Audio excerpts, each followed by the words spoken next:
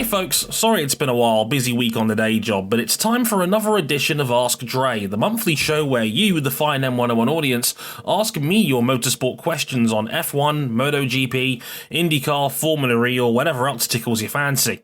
And for June, we've added some European football discourse too, because talking about England does wonders for my mental health.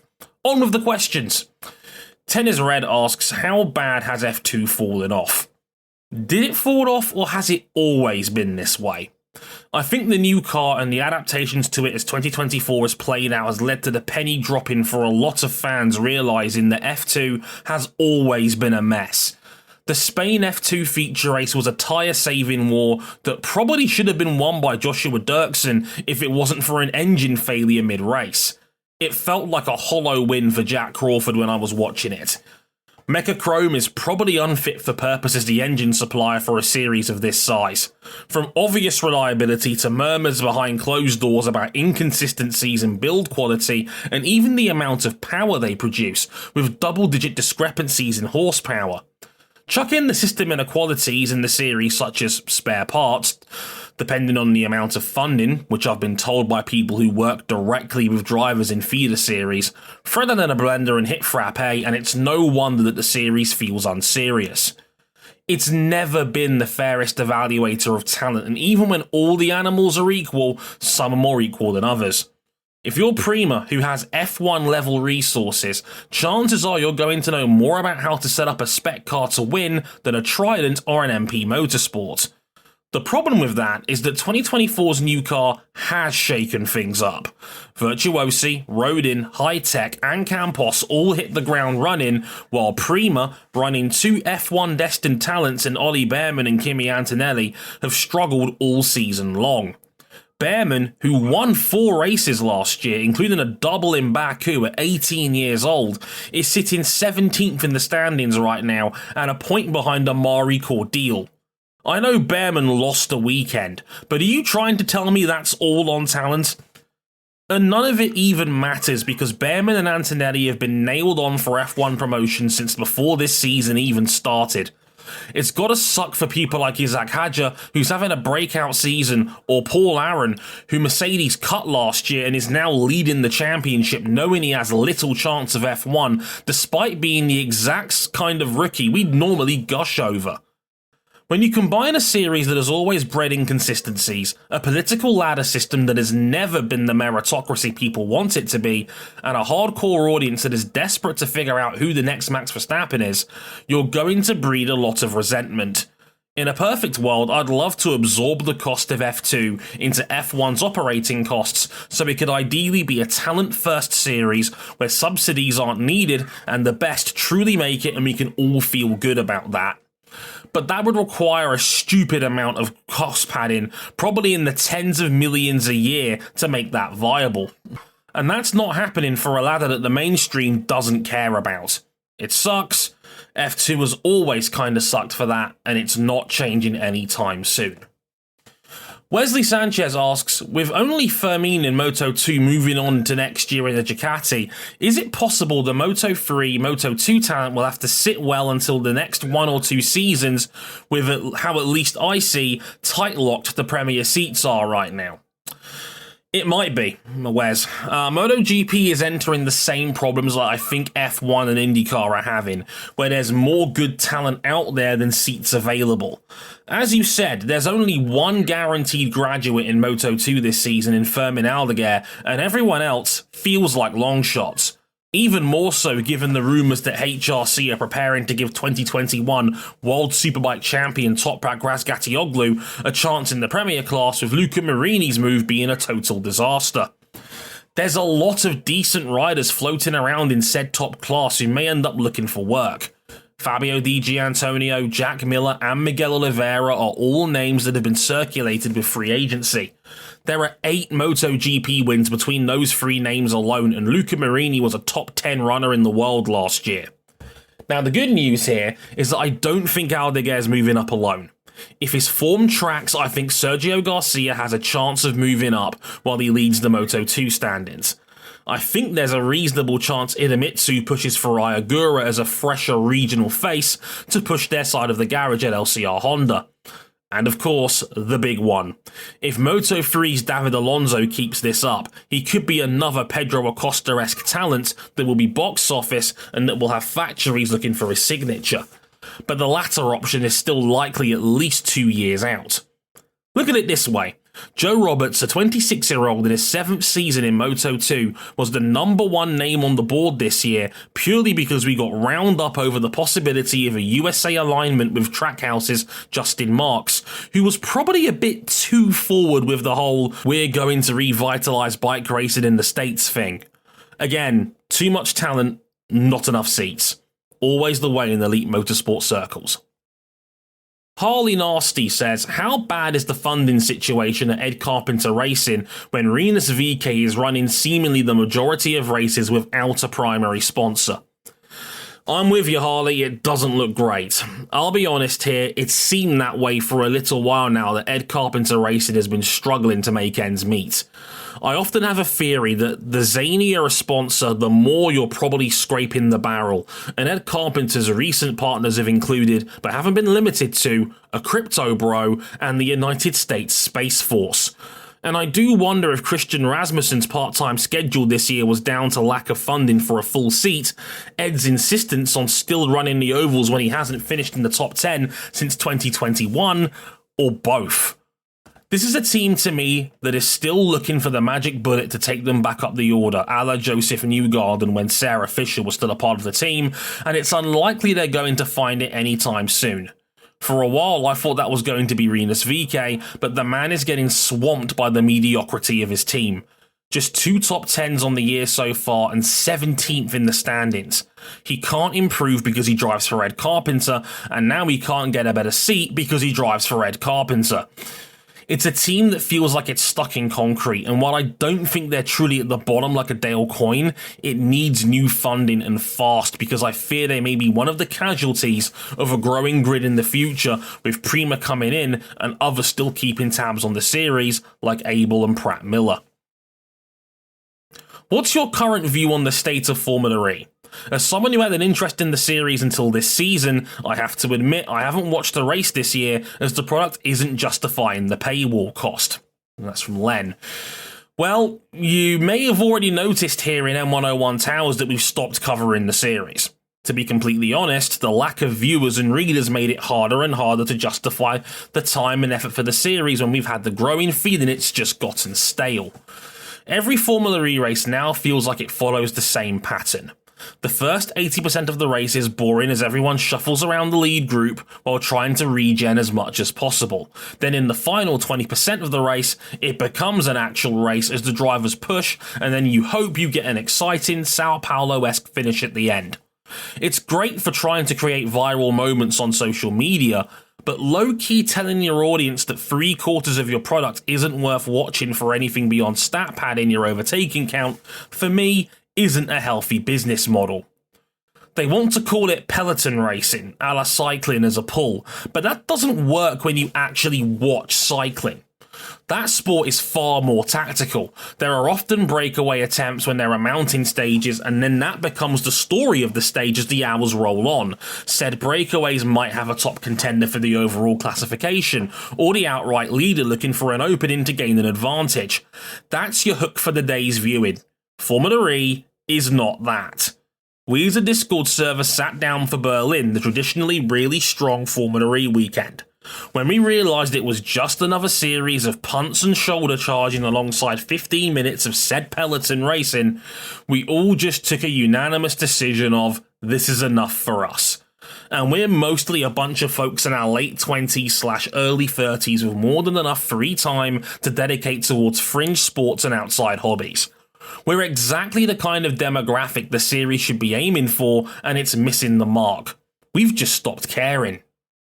The other management of their media I've often found cringeworthy as well.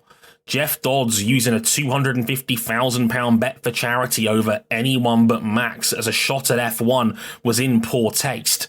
Mahindra's AI influencer program, the over-reliance on influencers in general for promotion, which we as an audience can see right through. A recent P1 reunion between Matt, Tommy and Katie did 5,000 views on YouTube. And this isn't shade from my time at WTF1. I knew what some of those influencers were getting paid. It was 5 figures. This is how the sausage is made now. And the Jermaine Genius experiment hasn't worked for me at all either. And of course, the big one. Formula E is now behind a £30 a month Discovery Plus paywall in the country that cares about it most. If you want any chance of growing your audience, putting it behind a paywall is a death sentence. Ask the bike fans how the TNT switch has gone. Formula E needs to do a lot of course correction if it's ever going to win us back as podcasters and journalists, because I just don't care for it anymore, and I know I'm not the only one. Chaz Bradley asks, thoughts on the British Grand Prix ticket price saga? What's a reasonable grandstand ticket price to attend a Formula One race? Well, Charles, remember a classic phrase. You're only ever worth what someone is willing to pay. Yeah, I think Silverstone head Stuart Pringle trying to pin this year's race not being a sellout yet on Red Bull's dominance is a thinly veiled excuse that doesn't really track when critical thinking is applied. Red Bull was destroying people in the back end of 2022 after the ride height regulation changes kicked in after the summer break. Tickets sold out in minutes despite the addition of, quote, dynamic pricing, where the prices went up as availability went down. 490,000 people rolled up in 2023 over the weekend, an unofficial attendance record for an F1 race. And I saw the screenshots of the prices paid on social media. 4 figures for a weekend grandstand ticket was very common. I think that's insanity, but clearly the demand was still strong enough for people to pay it. I think the difference this year is that we had a cost of living crisis in 2023, right as tickets went on sale, and all of a sudden with the Bank of England slapping the interest rates at over 5% and inflation at nearly double that, all of a sudden it was hard to justify a £1,000 plus purchase for a luxury event. Combine that with more bells and whistles thrown in like early access and jump in the queue for a fee, I think a lot of people's patience ran out. I think the first sentence in that last paragraph would be a perfectly valid thing to say to the media rather than pin the blame on Red Bull for being too good. And people might not like me for saying this out loud, but if these ticket prices are so ludicrously expensive, why does this GP sell out almost every year? I know my A-star in GCSE Business Studies isn't worth much these days, but I'm smart enough to figure out that the British Grand Prix ticket prices have been ludicrous for years, and yet people were still prepared to pony up out of FOMO.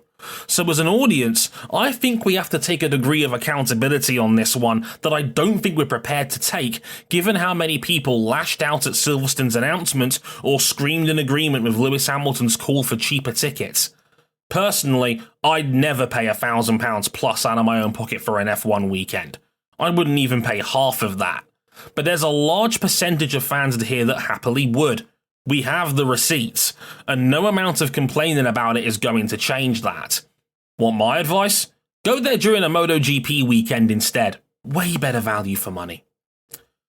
Connor asks, what's the odds of Indy blinking first and rearranging the Gateway race so it doesn't clash with Le Mans next year? In former bookmaker odds language, 7-1, about 15%. Simply put, I don't think IndyCar really cares about placating a handful of its drivers going to Le Mans. The series doesn't really gain anything by doing so. Personally, I think if someone's watching Le Mans and recognizing IndyCar's talent, they're probably already going out of their way to watch IndyCar too. IndyCar is appealing most to their TV partners because that's where the bulk of their revenue is coming from.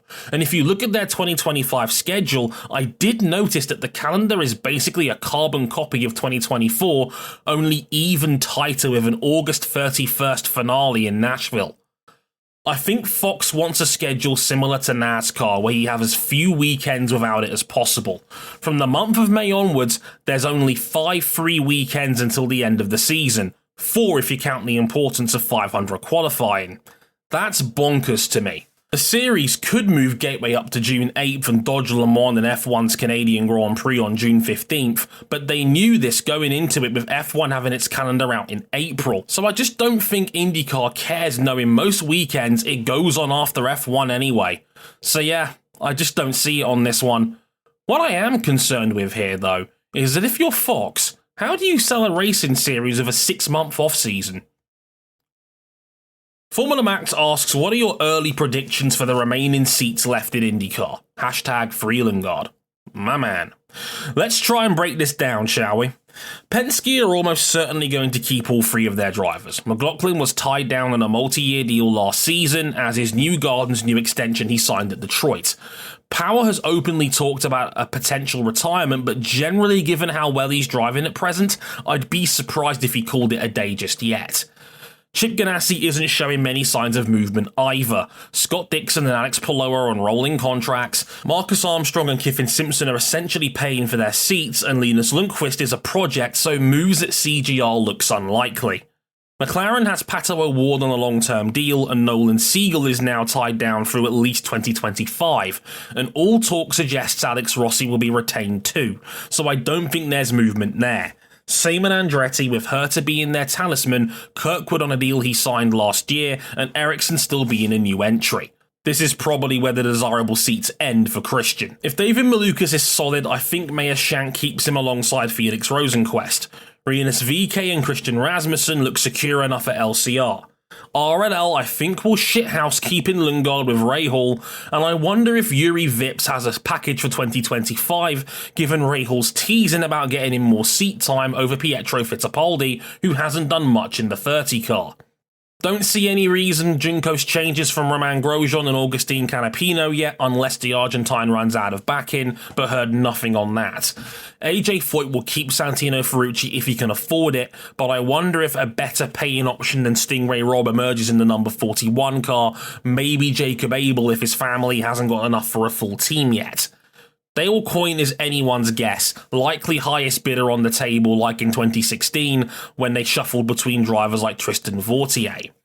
The other mystery is Prima. Now, rumblings at the time of their announcement was that they would like to pair an alumni with an experienced driver, because he might be the best option on the board as the best of both worlds. Could they use the road to Indy to promote someone like NXT Championship leader Louis Foster? Right, here's my full roster breakdown. Let's see how many I get right later in the season. Penske, Power, McLaughlin, Newgarden, Ganassi, Palou, Dixon, Simpson, Lundqvist, Armstrong, McLaren, O'Ward, Siegel, Rossi, Andretti, Herta, Kirkwood, Ericsson, RLL, Rahal, Lundgaard and Vips, MSR, Rosenquist and Malukas, ECR, VK, Rasmussen and Carpenter splitting the 20 car on the ovals, Foyt, Ferrucci and Robb, Dale Coyne, Harvey and TBA. What else is it going to be? Juncos, Grosjean and Canapino, and Prima, Canamailot and Louis Foster. And finally, after the group stage matches so far, even if Southgate somehow manages to get far in the Euros, will he be sacked post-Euros? Hot take, I think this is the end of Gareth Southgate no matter what happens. I think everyone's tired of this current situation, like watching 2 divorced parents figure out who's moving out of the family home. Everyone's tired. As a football nation, we now know we have one of the 2 or 3 best squads in the world. Now expect England to make a major final as a minimum expectation, and that's not an unfair opinion to hold at this point. Worse yet, we're now expected to batter everyone who isn't a country that's recognisable on an atlas, and we've largely not done that in the run-up to this tournament. Southgate had to prepare differently for this one because a lot of his talismanic players had been forced out. Marcus Rashford had a poor season, Raheem Sterling was hard to justify, Harry Maguire was injured, Jordan Henderson killed his stock via Saudi Arabia, and Luke Shaw just wasn't fit. Gareth has picked on form, which is what a lot of people wanted him to do, but there was other clunky decisions, like putting Jared Braithwaite in his 33-player provisional squad, but then dropping him from the main team, or only taking one healthy left-back in a squad with no other outlet on the left flank. And of course, as I write this today before the Slovenia game, we've had 2 flat performances. We're into the knockouts, which is great, but the Serbia game was needlessly nerve-wracking via having 0 midfield control and sitting back when leading, only for England to do it again and get punished for it against Denmark. And when the game situation was screaming for someone like Adam Wharton or Kobe Mainu, who can control the game from midfield, he brought on Conor Gallagher, who has a great engine but doesn't give you that control. And I've barely mentioned the delicate conversations around wonder kid Jude Bellingham and the fact he's not playing like a good number 10, Phil Foden being shunted out on the left flank, or Cole Palmer sitting on the bench, with a lot of Chelsea fans not realising that you can't just add playmakers and magically expect the situation to improve. It's a mess, and it's easy to see why we're all frustrated and fed up. The blessing for England is that there hasn't been an obvious big-hitting team in this tournament yet. France look equally off the boil, Germany are too narrow in midfield, Spain played with their food against Albania, etc. But anything less than a final and people will be calling for fresh blood. When you're on TV saying we don't have a natural replacement for Calvin Phillips, you have no goodwill left to barter with. And for Galarian Mike asking me to pick a winner, give me Germany. They seem to have the best midfield, and I like to think at international level that control can win you tournaments. Musiala and Witz are them. Anyway, thanks for reading or listening to Ask Dre. I'll see you in July.